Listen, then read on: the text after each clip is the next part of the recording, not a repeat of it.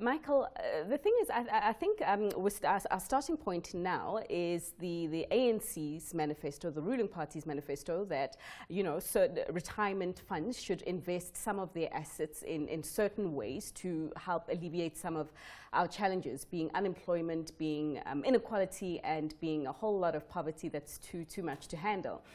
The argument that you are making as RisCura is that this might necessarily not achieve this goal, and that there's a better way to do it. Do you explain? Okay, thanks. Just by way of introduction, RisCura, we're investment experts, so this is our field, is talking about investments, and a lot of our clients are the pension funds, insurance companies, medical schemes in our country, as well as further north in Africa. So, you know, we're dealing with these challenges all the time. One of the big, you know, when you're dealing with savings, usually you have a fairly long-term view of it. So you've got to think many years out, particularly if you're talking about pension savings. And, you know, the bottom line is there isn't, one could save up and have a huge pile of cash by the time you want to get it out of your scheme, your pension scheme or insurer, etc. But if there's no environment or no social fabric in the country in which you're actually going to retire or use your insurance money, etc., then what's the point really? So what we're saying here is, you know, yes, it's in the manifesto, and clearly the ANC is bringing out a potential stick there. But actually, probably this is something that trustees and fiduciaries should be looking at anyway in their funds, because it's a part of their responsibility. Sure, but you can understand the nervousness around this. I mean, particularly in investing in certain things, like you said, you've got people's pensions at risk. And it's been a couple of months since we've heard the ANC first mention this. Sure. What has been the feedback from some of the clients you liaise with in the retirement funds industry? So, you know, this does come to the issue of a definition to some extent, because, you know, what are we talking about here? Yeah. And let's just for a moment imagine that you have a continuum for going right from, on the one side, philanthropy, or call it charity, right across to, on the other side, let's call it traditional investing, where it's profit at all costs, you know, no matter what the costs are. And really, between there is a line of options which variously, at the philanthropy side, you're going to give the money away and you don't really care what you're going to get back. But on the traditional investing side, you care a lot about what you're going to get back. Somewhere in the middle there, and we need to strike a balance, and this is the conversation we have with trustees, is we want financial returns that are market beating, but we could also be doing good work at the same time. And is there evidence that that is actually possible, though? Absolutely, yeah, there is evidence. Can you give us some examples? Yeah, I can give you some good examples. Right. A couple of studies that have been done. One meta-study of 2,200 academic studies that were done over the last 40 years.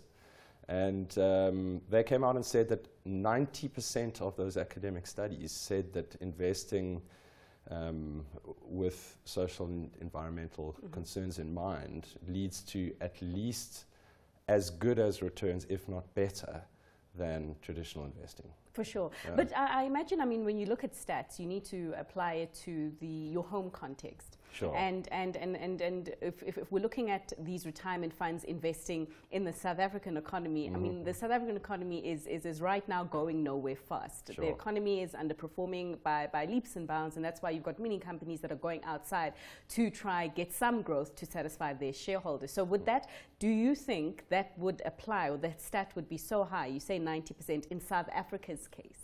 So look, I think there's 2 points to make there. On the one hand, you know, we only have to look at some of the corporate scandals that have taken place in our country over the last 3-4 years. Steinhoff, sort of, you know, still fresh in a lot of people's minds. In fact, I saw that on Power Lunch earlier. And you know, take African Bank for example, where the savers lost money because there was poor governance, etc. So it's not hard to have a sense that better screening of governance practices, environmental practices, social practices would actually lead to better returns, even in our country, just looking at those examples. And on the other hand, you know, I can hold up a number of different examples of intentional impact investment vehicles within our country, put together by 3 different asset managers in our country that are probably well-known brand names to most people, where they've intentionally gone about investing into infrastructure, social development, buildings, schools, hospitals, shopping centres in rural areas, where we've now got track records. In the case of one of the infrastructure bond funds, we've got a track record of 16 years of outperforming the All Bond Index by 2% a year. It's a bit of a no-brainer in some ways. Yeah, sure, it can work. So it can work, yeah. Because, I mean, you look at South Africa and you look at, we're 25 years on from our democracy, and then you can't ignore the fact that, a lot has changed, particularly I'm talking bread and butter issues for the majority of people. And one has to ask, I mean, you mentioned the 3 asset managers that are already doing something. The private sector clearly has to be quite instrumental in doing more. Absolutely. But is there a will, a corporate will? We often talk about political will, but is there a corporate will to do more? Are you seeing evidence of this? Look, it's mixed. Right. You've got those who are doing it for the right reasons, and ultimately going to make money out of it. And you've got those who've actually also stood back and said, look, we don't think we can make money out of this. So despite its good intentions, we're not going to go there. So we do see. So you see therein then maybe is where the ANC in its manifesto has a bit of is making a bit of a right call in saying that perhaps there should be some laws governing investing in this area, even though it might not make your shareholders money. Yeah, I think look, there are, if you look globally, there are many examples, and historically as well, there are lots of examples of prescription. There's also lots of very positive examples of incentivization. Right. So, why do we need prescription? Look at Section 12J of the Companies Act. Okay, it's fairly small in South Africa, the total investment, but it's growing, and every second financial advisor you speak to is trying to find some way to make use of that incentive. Yeah. And I think that actually, though an incentive would be a more healthy way. Other than Section 12J, what other incentives do you suggest that the ruling party should be looking at if it actually wants to make this prescribed asset investing as law? Well, it obviously depends, and there are, for different investors, rules that govern what they can and can't do. But one concession that we've given some thought to is, for example, the retirement industry. Pension funds are limited in how much money they could take offshore.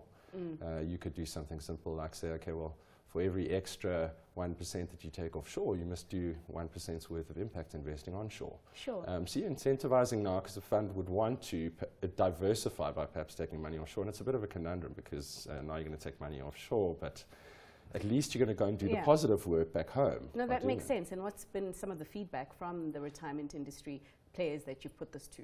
It's early days, and we'll see where it goes to. But there are other ideas that surely we need to look at, and we need to take a look at what's happened in even if we look across the borders from us. In Botswana, for example, where we do a whole lot of work, as our business there, the RisCura's business there, we're